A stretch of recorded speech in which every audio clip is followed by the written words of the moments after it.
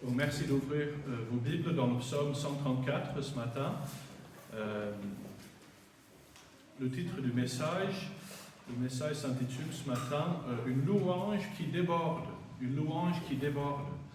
Et si vous avez trouvé votre place dans le psaume 134, on va lire ensemble. C'est un psaume assez court, 3 versets, mais qui est quand même très profond sur ce sujet de l'adoration, de la louange. Et donc, on lit dans le psaume 134, « Cantique des degrés, voici, bénissez l'Éternel, vous tous serviteurs de l'Éternel, vous qui tenez dans la maison de l'Éternel pendant les nuits. Élevez vos mains vers le sanctuaire et bénissez l'Éternel. Que l'Éternel te bénisse de Sion, lui qui a fait les cieux et la terre. » Avec le groupe des clés musicales, j'ai eu la joie d'apporter une petite méditation hier matin. Et on était dans le psaume 122, qui fait partie, comme ce psaume, des cantiques des degrés. Les cantiques des degrés, semblerait-il, c'est une collection de psaumes que les Juifs auraient chantés pendant qu'ils montaient à Jérusalem 3 fois par an pour fêter la Pâque, la Pentecôte et la fête des tabernacles. Et donc, avec le temps, avec la tradition, ils ont décidé de nommer ces cantiques cantiques des degrés, parce que degré en hébreu, ça veut dire monter vers. Et donc, on a cette image de pèlerins qui montaient vers Jérusalem et qui auraient chanté ce cantique pour préparer leur cœur. Dans le psaume 120, on a ceux qui sont malheureux de séjourner dans l'exil, loin de Jérusalem, loin du pays promis. Et puis dans le psaume 121, ils lèvent les yeux vers les montagnes en demandant d'où nous viendra le secours. Et on peut les voir monter à Jérusalem tout en regardant autour à tous les dangers qui les entouraient. Et finalement, il conclut en disant « Mais le secours me vient de l'Éternel ». Puis, comme on avait vu hier matin avec le groupe des clés musicales, ils arrivent à Jérusalem dans le psaume 122. Et ils disent « Waouh, je suis dans la joie quand on me dit « Allons à la maison de l'Éternel ». C'est merveilleux de pouvoir être dans les parvis de Jérusalem, d'adorer le Seigneur. Et puis, dans les autres cantiques des degrés, on a plusieurs sujets, plusieurs thèmes. Ils louent le Seigneur pour la délivrance, ils louent le Seigneur pour leur famille, ils louent le Seigneur parce qu'en se confiant en lui, ils ont de l'aide, du secours, ils ont la protection divine. Et puis dans le psaume 134, on arrive à la fin des cantiques des degrés, et là, c'est le moment du départ. Comme le groupe qui va repartir de la route aujourd'hui, on va reprendre la route. Et le psaume 134 donc englobe cette bénédiction que les prêtres demandent à Dieu pour le peuple et qu'ils demandent pour eux-mêmes alors que le peuple d'Israël est sur le point de repartir chez eux et repartir dans leur vie de tous les jours. C'est aussi quelque chose qui peut englober la fin d'un culte, n'est-ce pas? On passe ce temps d'adoration, de louange, d'encouragement, d'édification, et puis en arrivant à la dernière prière, on dit « Bonne semaine, bon dimanche, que le Seigneur vous accompagne ». Et là, on repart. Et on peut se demander, mais dans ces circonstances-là de départ, qu'est-ce que l'on peut demander à Dieu pour les autres? Et c'est là où on voit cette louange qui déborde dans ce psaume, dans ce chant. Les prêtres, ils invitent le peuple à venir s'arrêter et adorer le Seigneur pour tout ce qu'il a fait pendant leur séjour à Jérusalem. Et donc la première chose qu'on peut voir, c'est qu'une louange qui déborde commence avec une pleine louange du Seigneur. C'est ce que l'on voit dans le verset 1er. Et il nous appelle à nous arrêter. Il dit « Voici ». Voici. Le mot hébreu, c'est un mot qui nous oblige de nous arrêter. C'est comme si on est en train de faire les valises, on est en train de préparer le départ pour retourner à Bethléem, à Nazareth, aux autres villes autour. Et les serviteurs de Dieu dans la maison de l'Éternel, ils disent « Attendez, avant que vous repartez, avant que vous repreniez le chemin, on va quand même rendre honneur à Dieu pour tout ce qu'il a fait pendant notre séjour ici. » Le psalmiste nous invite à nous arrêter. De nous arrêter dans ce que l'on est en train de faire pour adorer le Seigneur avec lui. De mettre de côté toutes les distractions de la vie, de consacrer du temps pour contempler et adorer tout ce que le Seigneur a fait. C'est pendant cette adoration qu'ils arrivent à dire des choses comme on lit dans le psaume 126, verset 3. « L'Éternel a fait pour nous de grandes choses. Nous sommes dans la joie. » Et on peut voir qu'ils auraient certainement rechanté plusieurs de ces cantiques en disant « Oui, Le Seigneur est magnifique. Il a fait de belles choses pour nous et maintenant on lui fait confiance sur le restant du chemin. Et je vous propose que aujourd'hui, on vit dans une culture où on a besoin de ces voici, n'est-ce pas? De ces mots, de ces commandes du Seigneur de nous arrêter. Parce qu'on vit dans un monde où tout va tellement vite, n'est-ce pas? Amazon, maintenant, on peut avoir livraison le lendemain matin, on peut avoir livraison le lendemain avant 13h, on peut même dans certains pays avoir livraison le jour J, le jour même. Et on va tellement vite de la prochaine chose à la prochaine chose. Si on ne peut pas avoir une réponse directe au téléphone dans les 30 secondes, ce n'est pas la peine, on passe au prochain fournisseur. Voilà, on veut que tout aille vite. Et c'est au milieu de cette culture d'aujourd'hui que le Seigneur dit, voici, arrêtez-vous, prenez le temps, asseyez-vous dans ma présence, à mes pieds, comme des petits enfants, réunis autour du pied du Père. Et comme il le dit dans le psaume 46, verset 11, arrêtez et sachez que je suis Dieu, je domine sur les nations, je domine sur la terre, et je veux aussi avoir une grande place dans votre vie. Alors arrêtez-vous, prenez quelques minutes avec moi avant de partir. Et donc une louange qui déborde commence par une pleine louange avec le Seigneur, dans la présence du Seigneur, et cela commence au moment que l'on respire et que l'on prenne du temps. Et puis, il nous invite à bénir l'Éternel. Il dit, voici, bénissez l'Éternel, vous tous.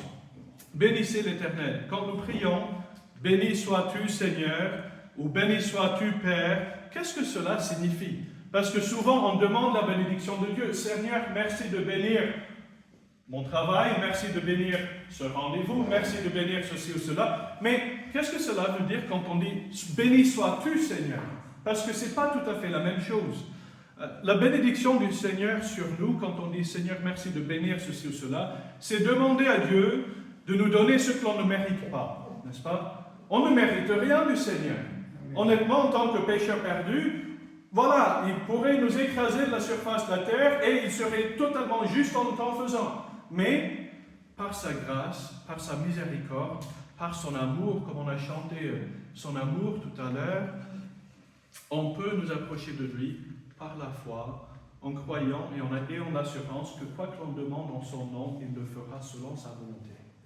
Et donc, on reçoit cette bénédiction du Seigneur. C'est les choses que Dieu nous donne, que l'on ne mérite pas. Et puis, notre bénédiction du Seigneur, quand on prie « Béni sois-tu, Seigneur », c'est une louange qui exprime la reconnaissance pour ce que Dieu a fait. Quand Dieu a répondu à nos prières, quand il a été à notre écoute, quand on voit sa main à l'œuvre, on le bénit en disant « Seigneur, que ton nom soit exalté, je veux t'adorer, je veux te louer ». Et donc c'est des synonymes, n'est-ce pas? Seigneur, je t'exalte, je te loue, je t'adore parce que tu as été bon envers moi et je veux simplement te dire merci. Le mot « bénissez l'Éternel » en hébreu, c'est « baroque ». Baroque qui veut dire « adorer », mais qui peut aussi dire « s'agenouiller ». C'est un mot qui transmet en quelque sorte la posture de l'adoration, n'est-ce pas? Ça veut dire littéralement s'agenouiller. C'est une posture d'humilité qui reconnaît que nous ne sommes rien et que tout ce que nous avons, tout ce que nous disposons, c'est une grâce du Seigneur qui nous a été faite parce qu'il nous aime et parce qu'il veut que toute chose concourt à notre bien. On pourrait passer du temps à comparer les postures de louange que l'on trouve dans la Bible.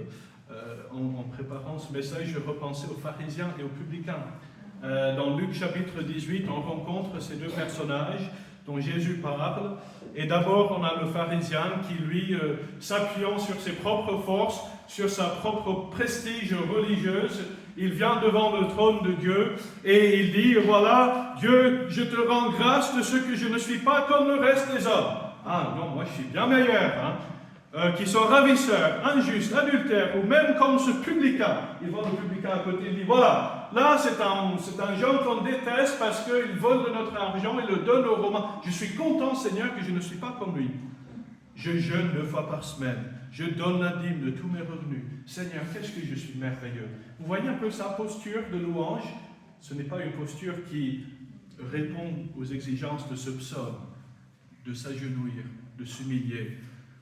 Le contraire, on a le publicain. Il est conscient du fait qu'il ne peut rien faire, qu'il est un pécheur, qu'il a besoin d'être pardonné, Et lui, il tient une posture qui est entièrement différente. Il dit Seigneur, il se tient à distance déjà. Il n'osait même pas lever les yeux aux cieux, tellement qu'il était conscient de sa petitesse comparée à la grandeur et à la splendeur du Seigneur. Il frappe sa poitrine et il dit Seigneur, sois apaisé envers moi qui suis un pécheur. Jésus, il termine l'histoire, n'est-ce pas? Vous connaissez peut-être la fin. Il termine l'histoire en déclarant que celui-ci, le publicain, a été justifié. Pourquoi? Parce qu'il savait qu'en venant adorer le Seigneur, on a besoin d'adopter cette posture d'humilité qui dit Seigneur, tout ce que j'ai, tout ce que je suis, mon avenir, cette vie éternelle, tout vient de toi et je veux simplement te dire merci encore une fois pour tes bienfaits. En bénissant l'Éternel, nous parlons de lui et non pas de nous-mêmes. Quand j'ai grandi en Irlande du Nord, en arrivant en terminale, on avait un conseiller d'université qui nous aidait à rédiger nos lettres de recommandation pour l'université. Et il nous encourageait à parler de nous-mêmes. Moi, je suis Andrew, je suis né dans une famille agricole, on fait beaucoup d'agriculture chez nous, je suis très fort en ceci, je suis très fort en cela, je sais réparer ceci, je sais réparer celui-là, je suis merveilleux, ce serait même un privilège de m'avoir dans votre université. Et on était encouragés à rédiger de cette manière les choses. Écoutez, avec le Seigneur, il n'en est pas pareil. Quand on vient devant le trône de la grâce, on dit Seigneur, je ne suis rien. Si tu vois bon de faire quelque chose de ma vie, de faire de moi un serviteur quelconque pour quel que soit le ministère, je serai privilégié, je serai même très très humilié de le faire et très très heureux d'être à ton service. C'est ce genre de posture. On parle du Seigneur et non pas de nous-mêmes. Dans les psaumes, nous voyons de nombreuses raisons de bénir l'Éternel. Les psalmistes, ils sont forts, n'est-ce pas, pour énumérer des raisons de bénir l'Éternel. Pour sa sainteté, dans le psaume 103, verset 1, mon âme bénissez l'Éternel, bénis l'Éternel, que tout ce qui est en moi bénisse son saint nom. Pour ses conseils, dans le psaume 16, verset 7, je bénis l'Éternel, mon conseiller, la nuit même mon cœur m'exhorte. Seigneur, tu me guides, tu me conseilles, je suis reconnaissant. Pour sa domination, bénissez l'Éternel, vous toutes ses œuvres, dans tous les lieux de sa domination, mon âme bénit l'Éternel. Pour son honneur et sa majesté, dans le psaume 104, mon âme bénit l'Éternel. Éternel, mon Dieu, tu es infiniment grand, tu es revêtu d'éclat et de magnificence. Et on pourrait continuer, n'est-ce pas? Dans le prochain psaume, le 135, on voit tenez dans les maisons de l'Éternel, dans les parvis de la maison de l'Éternel, louez l'Éternel, car l'Éternel est bon, chantez à son nom, car il est favorable, car il a choisi Jacob, Israël, pour qu'il lui appartienne. Et on voit dans les psaumes toutes ces raisons innumérables pour lesquelles on peut bénir l'Éternel. Si on est là ce matin, si vous connaissez le Seigneur Jésus comme votre sauveur personnel, que vous êtes bénéficiaire de la nouvelle alliance, je peux vous dire avec certitude que l'on n'épuisera jamais des sujets de reconnaissance à Dieu pour tout ce qu'il a fait dans nos vies. On pourrait passer des jours et des jours. On était chez une famille aux États-Unis, en Ohio, et ils avaient un petit carnet sur la table à manger, et tous les jours, tous ceux qui étaient dans la maison, qu'il y avait des invités, voilà, les parents, des petits-enfants, qui que ce soit qui se retrouvait dans la maison, devaient donner des sujets de reconnaissance, et la fille les écrivait, et elle avait des carnets d'année après année de sujets de reconnaissance, et je peux vous dire que même en épuisant tous les carnets du monde entier, on ne pourrait jamais arriver au bout, épuiser des raisons de louer l'Éternel. Tournez avec moi dans Éphésiens chapitre 1. Je vais juste vous en lire quelques-uns, sans épuiser le sujet, mais dans Éphésiens chapitre 1, Paul il commence en disant « Béni soit le Dieu et le Père de notre Seigneur Jésus-Christ, qui nous a bénis de toute bénédiction spirituelle dans les lieux célestes en Christ. » Toute bénédiction spirituelle dans les lieux célestes en Christ. Et maintenant, il va commencer à en énumérer. En lui, Dieu nous a élus avant la fondation du monde pour que nous soyons saints et irréprochables devant lui. Il nous a prédestinés dans son amour à être ses enfants d'adoption par Jésus-Christ, selon le bon plaisir de sa volonté, pour célébrer la gloire de sa grâce dont il nous a favorisés dans le bien-aimé. En lui, nous avons la rédemption par son sang, et pardonner des péchés selon la richesse de sa gloire, que Dieu a répandu abondamment sur nous par toute espèce de sagesse et d'intelligence. Il nous a fait connaître le mystère de sa volonté, selon le bienveillant dessein qu'il avait formé en lui-même, pour le mettre à l'exécution lorsque les temps seraient accomplis, de réunir toutes choses en Christ, celles qui sont dans les cieux et celles qui sont sur la terre. En lui, nous sommes aussi devenus héritiers, ayant été prédestinés, suivant le plan de celui qui opère toutes choses d'après le conseil de sa volonté, afin que nous servions à célébrer sa gloire, nous qui d'avance avons espéré en Christ. En lui, vous aussi, après avoir entendu la parole de la vérité, l'évangile de votre salut, en lui, vous avez été scellés du Saint-Esprit qui vous a été promis, lequel est un gage de notre héritage pour la rédemption de ceux que Dieu s'est acquis pour célébrer sa gloire. Vous voulez connaître un petit secret sur la langue d'origine, c'est qu'en grec, toute cette partie-là de douzaine de versets, c'est une phrase. Paul ne s'arrête pas. Là, on a des points-virgules, on a des points, on commence des nouvelles phrases. Mais en grec, dans ce passage en Éphésiens, c'est une longue phrase de reconnaissance à Dieu. Il dit, Seigneur, merci pour ceci, merci pour cela, merci pour l'autre. Et il n'en termine pas.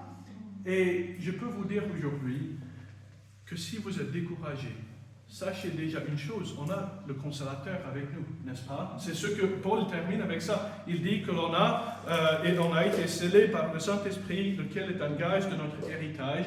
Il dit que si on n'a rien d'autre, pourquoi on peut remercier le Seigneur? Et on en a, mais parfois on est découragé et on oublie des raisons de remercier le Seigneur. Déjà, sachez une chose, c'est que si vous êtes en Christ, vous avez le Saint-Esprit, le consolateur, qui vous aidera à trouver les raisons pour louer le Seigneur. Parce qu'il habite en vous, il vous aime, il veut vous rapprocher du Seigneur. Voici, bénissez l'Éternel, vous tous. On pourrait aussi parler de l'invitation qui s'applique à tout le monde, n'est-ce pas? Tous ceux qui connaissent le Seigneur devraient être reconnaissants pour son œuvre dans leur vie. Quand on rencontre des chrétiens qui parfois sont sans gratitude et sans remerciement, rappelez-leur les bénédictions de l'Éternel. Et rappelez-leur qu'il y a toujours de plus en plus de raisons à le louer. Vous tous, ses serviteurs, tous ceux qui sont sauvés par la grâce, sont appelés des serviteurs, car nous servons le roi des rois. C'est un aspect important de notre service pour le Seigneur, n'est-ce pas? Je dirais même que c'est le point de départ de notre service pour le Seigneur en tant que serviteur, c'est de simplement le louer. De toute façon, c'est le ministère qui nous est prévu dans les cieux, n'est-ce pas? Au moment que des personnes de toute race, de toute langue, de toute nation, de tout peuple seront devant le trône, devant l'agneau, à chanter ses louanges pour l'éternité. Autant répéter maintenant. Parce que c'est ce qu'on va faire pendant l'éternité devant notre Sauveur.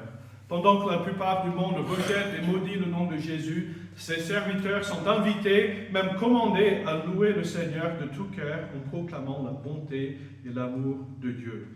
Dans le psaume 8, versets 1 à 4, « Mon cœur est affermi, ô Dieu. Je chanterai, je ferai retentir mes instruments. C'est ma gloire. Réveillez-vous, mon luth et ma harpe. Je réveillerai l'aurore. Je te louerai parmi les peuples éternels. Je te chanterai parmi les nations. » On est invité à louer le Seigneur. Parce que notre louange est aussi un témoignage aux autres. Je te chanterai parmi les nations. Pourquoi est-ce que dans le psaume 126, les nations païennes, ils regardent le peuple d'Israël, ils disent « L'Éternel a fait pour eux de grandes choses ». Et puis, ils reviennent et ils font un peu d'introspection, ils disent effectivement « L'Éternel a fait pour nous de grandes choses, nous sommes dans la joie ». Pourquoi est-ce que les nations autour pouvaient dire « L'Éternel a fait pour eux de grandes choses ». Bon, premièrement parce qu'ils ont vu la main de Dieu à l'œuvre dans le cœur de Cyrus pour qu'il relâche les exilés, qu'il relâche les captifs, qu'il leur permette de rentrer dans le pays promis. Mais aussi parce qu'ils voyaient la joie de ce peuple qui revenait et qui disait, quand l'Éternel ramena les captifs de Sion, nous étions comme ceux qui font un rêve. Alors notre bouche était remplie de joie et notre bouche était remplie de chants d'allégresse. Tout ce chant, toute cette joie, toute cette louange de l'Éternel était un témoignage qui a fait dire au peuple païen, on ne peut pas l'expliquer autrement, l'Éternel a fait beaucoup de grandes choses. Et à partir du moment que les autres commencent à voir que l'Éternel œuvre en nous, ils vont commencer à se demander, est-ce que l'Éternel peut œuvrer en moi? Et là, on ouvre la porte de témoignage pour leur dire, oui, il peut. si simplement vous croyez en lui, que vous mettez votre foi en Christ. On a donc ce privilège en tant que serviteur de louer le Seigneur. Mais pour louer le Seigneur, le point de départ, c'est une relation nouvelle et vivante avec lui. Pour que nos louanges soient acceptées, pour que nos prières soient exaucées, la Bible dit, si quelqu'un détourne l'oreille pour ne pas écouter sa loi, sa prière même est une abomination. Et donc pour commencer à louer le Seigneur, pour avoir des prières exaucées, on commence en mettant notre foi en Christ pour le salut. Et donc ce matin, je peux vous poser la question, déjà en application.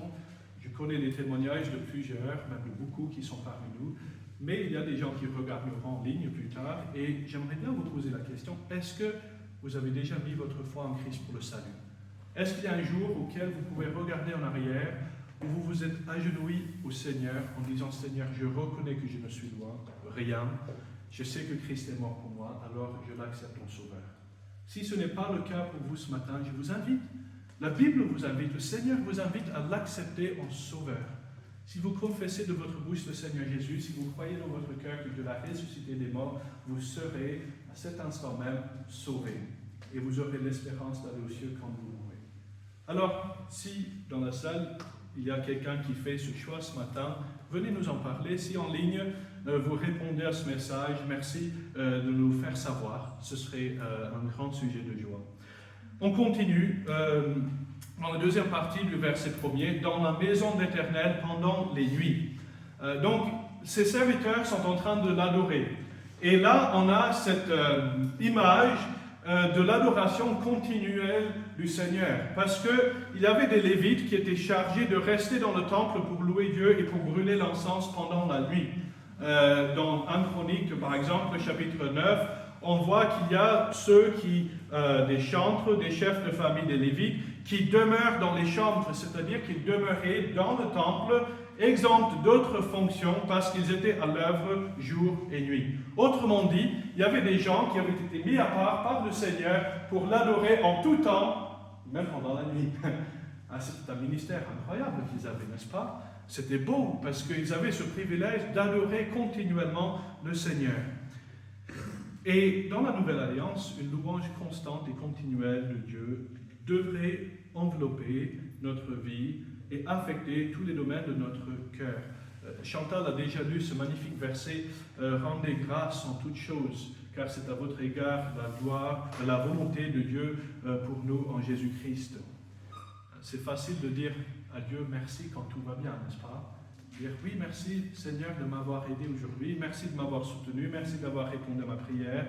Mais quand on se trouve au fond de l'épreuve, quand le cancer attaque, ou quand on a des mauvaises nouvelles, ou quand on perd le travail, le boulot, voilà, ce que vous voulez, là c'est encore un peu plus compliqué. Et pourtant le Seigneur, et l'exemple de ces Lévites qui servaient jour et nuit, c'est qu'en tout temps, on peut adorer le Seigneur. Quelles que soient les circonstances de notre vie, quels que soient les moments par lesquels on passe, on peut louer continuellement le Seigneur. Prenez par exemple Paul et Silas. Quand ils ont été emprisonnés dans Actes chapitre 16, ils étaient dans la ville de Philippe, ils ont été faussement accusés de choses qu'ils n'avaient pas fait, ils ont été jetés en prison. Et là, bon, humainement parlant, on dirait, je comprendrais s'ils passaient la nuit à râler, à manifester, à taper sur les barreaux en disant « Mais on n'a rien fait, relâchez-nous !» C'est pas possible. Mais ce n'est pas ce que l'on les trouve en train de faire. Dans Actes chapitre 16, verset 25, vers le milieu de la nuit, Paul et Silas priaient et chantaient les louanges de Dieu et les prisonniers les entendaient. Ce petit bout de phrase, les prisonniers les entendaient, c'est intéressant quand même. Parce que leur louange ne servait pas que à réaffirmer leur cœur et à les encourager eux, mais c'était aussi un témoignage, n'est-ce pas? Les prisonniers les entendaient. Et vous imaginez ces prisonniers, des gens qui méritaient d'être là, qui certainement allaient être exécutés bientôt pour des crimes qu'ils ont faits et pour lesquels ils méritaient de mourir, ils avaient encore une chance d'écouter la bonne nouvelle, l'évangile, de répondre au message de l'amour de Dieu en mettant leur foi en Christ. Et donc en tout temps, qu'est-ce que c'est beau quand on passe par l'épreuve que les inconvertis qui nous entourent, qui s'apitoient, qui ont pitié de nous, qui oh misérables que vous êtes de passer par cette épreuve, comment est-ce que ça changerait leur regard et leur attitude vis-à-vis de notre épreuve si nous entendez chanter les louanges de l'Éternel, même au fond de l'épreuve? Ce serait un témoignage, n'est-ce pas? Il dirait, ah, mais il y a quelque chose de différent en lui, parce que si je passais par les mêmes épreuves, je peux vous dire que je ne réagirais pas pareil. Mais, puisque Christ est en nous, on peut le louer, on peut l'adorer, et cela est un témoignage pour ceux qui nous entourent. Et donc, c'était un témoignage pour ceux qui écoutaient Paul et Silas. Élevez vos mains vers le sanctuaire, c'est le prochain bout de phrase. Le psalmiste continue en décrivant que la louange, il décrit la louange que les prêtres pratiquaient dans le temple. En levant les mains, ils montraient par un geste physique qu'ils étaient prêts à recevoir une bénédiction de l'Éternel. On parle encore de posture. Ils étaient à genoux, ils louaient le Seigneur, et puis ils élevaient les mains en disant « Seigneur, on reçoit et on est dans l'attente de recevoir une réponse de ta part. » Pour faire cette louange, il fallait que les prêtres aient d'abord pratiqué les rites de purification. Et là encore, on voit de l'application, n'est-ce pas? Quand nous passons du temps avec le Seigneur, il faut que nous passions par les rites de purification de Nouvelle Alliance, c'est-à-dire de confesser nos péchés. On commence par là, on confesse nos péchés à Dieu, on remet tout à zéro, parce qu'on sait que quand on confesse nos péchés, il est fidèle et juste pour nous les pardonner et de nous purifier de toute iniquité. Et là, sur cette ardoise effacée, on peut commencer à avoir un moment intime et personnel avec le Seigneur.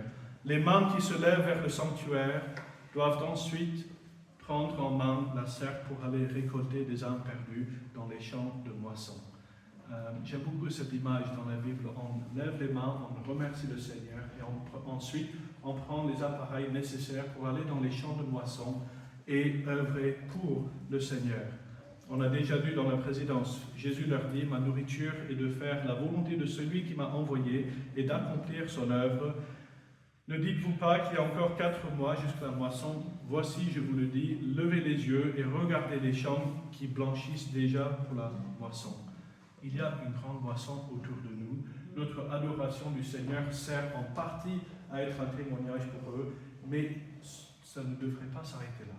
Parce que, comme on l'a vu dans la présidence, ils ont besoin d'entendre l'amour de Dieu, ils ont besoin de pieds qui leur portent la bonne nouvelle de Christ.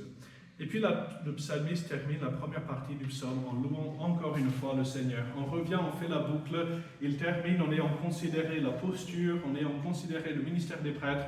Il finit simplement à la fin du verset 2 en disant « Bénissez l'Éternel ». Voilà, et on revient à l'adoration, parce que c'est notre ministère premier. Et donc on voit qu'une louange qui déborde est caractérisée par une louange continue de l'Éternel. Et puis deuxièmement, on peut voir qu'une louange qui déborde nous pousse à prier pour les autres. Une louange qui déborde nous pousse à prier pour les autres. Dans le verset 3, on a donc, ils ont remercié le Seigneur, ils ont béni l'Éternel, ils ont adoré Dieu, les serviteurs dans le temple, et maintenant, ça se transforme en prière. Il dit que l'Éternel te bénisse de Sion, lui qui a fait les cieux et la terre. L'exhortation du psalmiste devient une prière pour le peuple qui repartait chez eux, qui reprenait la route. Certains allaient passer 2, 3, 4 jours en chemin pour rentrer chez eux. Et ayant rendu grâce à Dieu, il prie que Dieu bénisse ses enfants depuis le lieu de son demeure qui était dans le temple à Jérusalem. Il dit, Seigneur, accompagne-les dans la suite de cette année et jusqu'à ce qu'ils reviennent ici, Seigneur, sois avec eux. Sachant que celui-ci est le dernier des cantiques des degrés, on voit la profondeur de cela, n'est-ce pas? C'est comme si maintenant, voilà, repartez en paix, repartez chez vous, et Seigneur, que tu les accompagnes en chemin. On peut imaginer pourquoi ils auraient prié pour ces... Mettez-nous un peu dans les sandales des pèlerins qui repartaient, qui allaient faire beaucoup de route.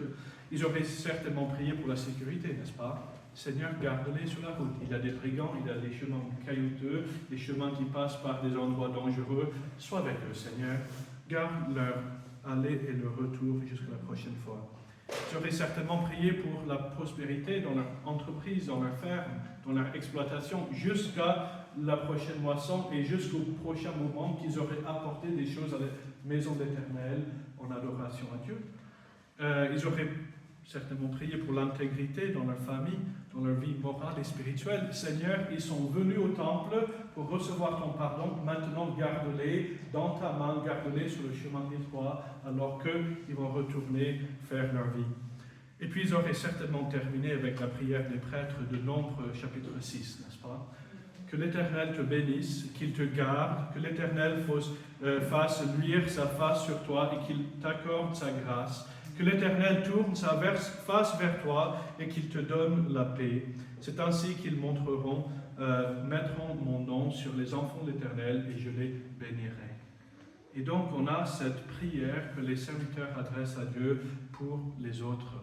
Et le point d'application principal sur ce point, c'est qu'une louange qui déborde dans notre vie, ma coupe déborde quand je marche à l'ombre du bon berger. Une louange qui déborde nous pousse à prier pour les autres. Une louange qui déborde n'est pas une louange qui finit par l'introspection où on ne regarde qu'à nous-mêmes et au Seigneur. Non, elle commence à regarder plus loin sur nos relations de tous les jours, nos relations horizontales, et on commence à prier pour les autres comme les prêtres priaient pour le peuple. Est-ce que vous êtes dans l'habitude de prier les uns pour les autres? Je pose la question, il y a beaucoup de visiteurs aujourd'hui. J'espère que vous priez pour ceux que vous connaissez, mais je veux surtout demander et poser la question à nos membres de l'Église de Morlaison. Est-ce que vous priez les uns pour les autres? Est-ce que vous prenez le temps d'intercéder pour les besoins des uns et des autres en sachant que ça fait partie intégrale de notre vie de communauté d'Église? Quand on prie et quand on porte les fardeaux des autres devant le trône de la grâce. C'est ce qu'on lit dans Galates chapitre 6, verset 2. Portez les fardeaux les uns des autres et vous accomplirez ainsi la loi de Christ.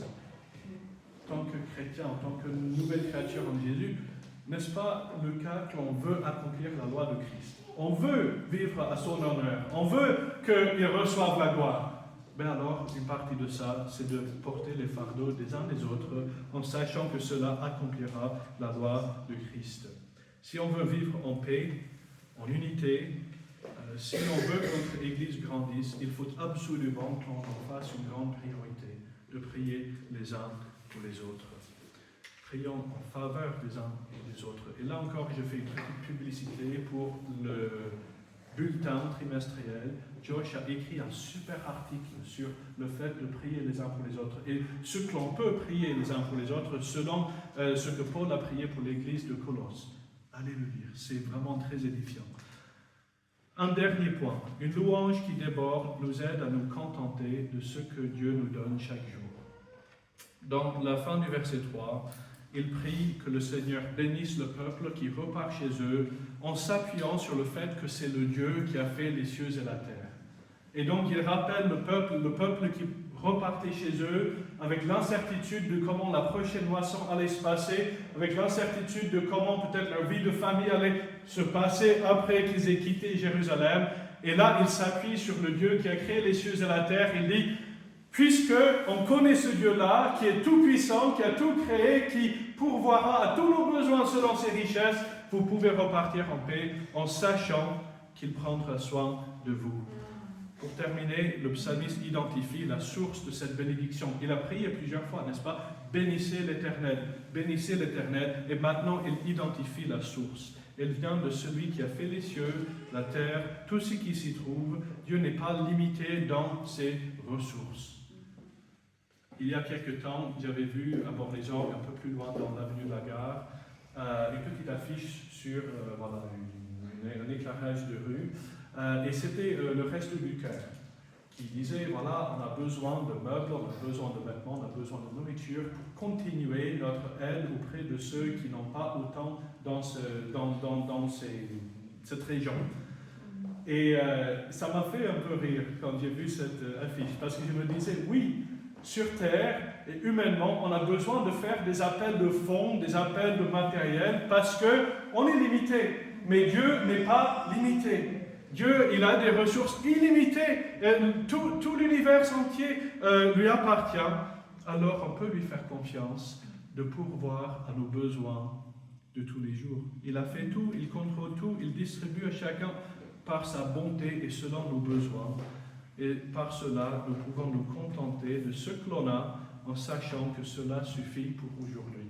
Et quand on loue le Seigneur, quand on est dans cette attitude et cette posture de dire « Seigneur, je ne suis rien, je te fais entièrement confiance », c'est cela qui nous aide à nous contenter de ce que l'on a. Parce qu'on dit « Seigneur, de toute façon, tu sais ce dont j'ai besoin, alors comble mes besoins selon tes richesses, et j'en serai très content. » Jacques chapitre 1, verset 17, « Toute grâce excellente et tout don parfait descendent d'en haut, du Père des Lumières, chez lequel il n'y a ni changement, ni ombre de variation. » Il n'y a pas de variation avec Dieu.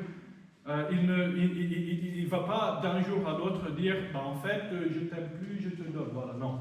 Il dit je ne change pas, je suis le même hier, aujourd'hui et éternellement. Alors vous pouvez continuellement et au même degré, sans variation, me faire confiance parce que je ne change pas et je pourvoirai à vos besoins. C'est pour cela que Paul a pu dire, ce n'est pas en vue de mes besoins que je dis cela, dans Philippiens 4, verset 11, « Car j'ai appris à être content dans l'état où je me trouve. Je sais vivre dans l'humiliation, je sais vivre dans l'abondance. En tout et partout, j'ai appris à être rassasié et à avoir faim, à être dans l'abondance et à être dans la disette. » Et puis, il termine cette partie en disant, un peu plus loin, dans le verset 19, « Mon Dieu pourvoira à tous vos besoins selon sa richesse avec gloire en Jésus-Christ. » Et donc ce matin, louons le Seigneur, et ça en conclusion, louons le Seigneur avec un cœur reconnaissant pour tout ce qu'il nous donne chaque jour. On a 10 000 fois 10 000 raisons de louer le Seigneur, et en tant que ses serviteurs, on est appelé à le faire. Alors passons notre vie entière dans la joie, en louant le Seigneur, et que le Seigneur nous aide à avoir une louange qui déborde pour être un témoignage aussi aux autres qui ne le connaissent pas encore, et que bientôt ils se joignent à nous en louant le Seigneur pour ses bienfaits dans leur vie aussi. Prions le Seigneur. Merci Seigneur, on est tellement émerveillés, pour manquer d'un meilleur mot, mais émerveillés Seigneur, on ne pourrait jamais en termes humains résumer et surtout pas dans un message de 40 minutes, toute l'excellence et la splendeur, la profondeur de ce que tu as fait pour nous en Jésus-Christ. Seigneur, tu es merveilleux, tu es digne de notre louange. On veut, Seigneur, être des serviteurs qui commencent et qui continuellement te louent, t'adorent, te bénissent. Comme ces serviteurs du temple qui, jour et nuit, passent du temps avec toi, Seigneur. Accorde-nous la même force pour t'adorer en tout lieu, en tout temps, quelles que soient nos circonstances, afin que cela soit un honneur à ton nom et un témoignage aux autres. Merci Seigneur pour ce temps. Nous te remercions pour chacun ici présent ce matin. Au nom de Jésus. Amen. Amen. Amen.